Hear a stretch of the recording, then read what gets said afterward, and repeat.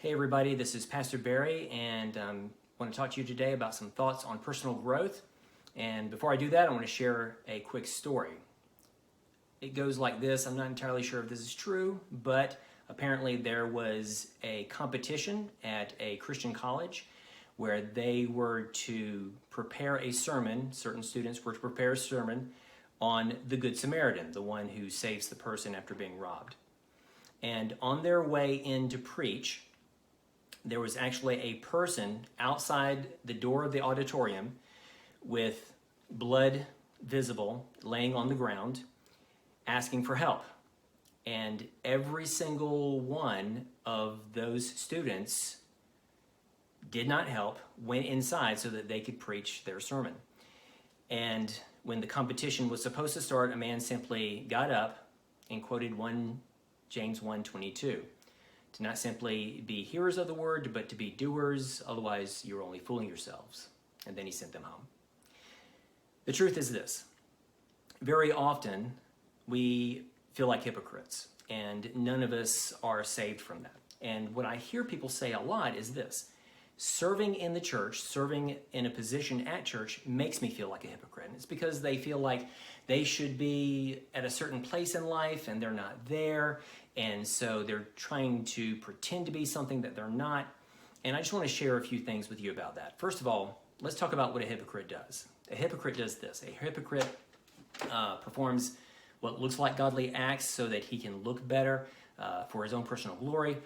He likes to give out rules that he believes everybody should follow, even if he doesn't follow them himself.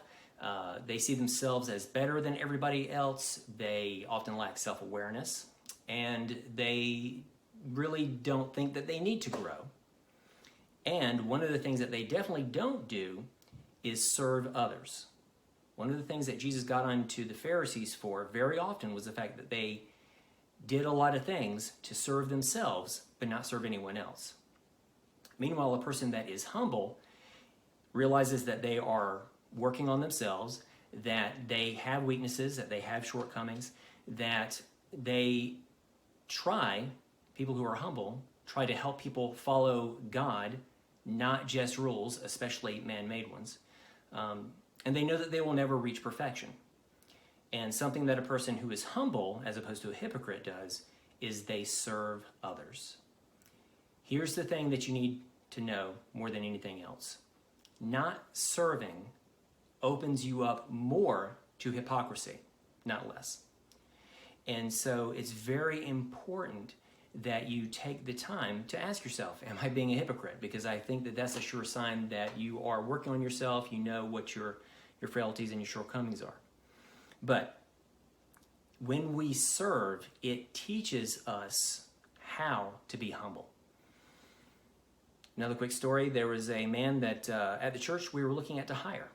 And we sped up the timeline, which we would discover later that we should not have done. And just because of the way things fell into place on the calendar. And when he got to the church, we found out that he had not served in any form of ministry. And this is a person that we were going to hire full-time, as a full-time staff member. He had not served in any capacity in any church, and that he and his family had not even attended church in 2 years.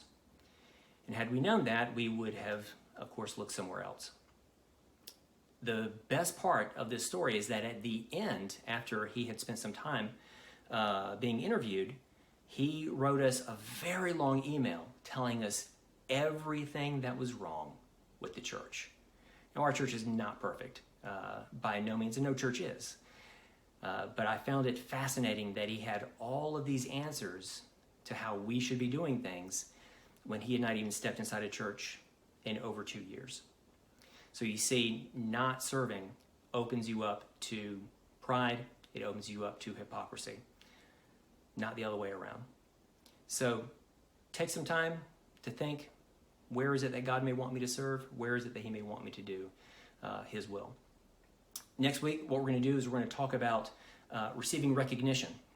Sometimes we want to receive recognition for the things we do, and that includes in church. And so we'll talk about that next week as kind of a part 2 to this.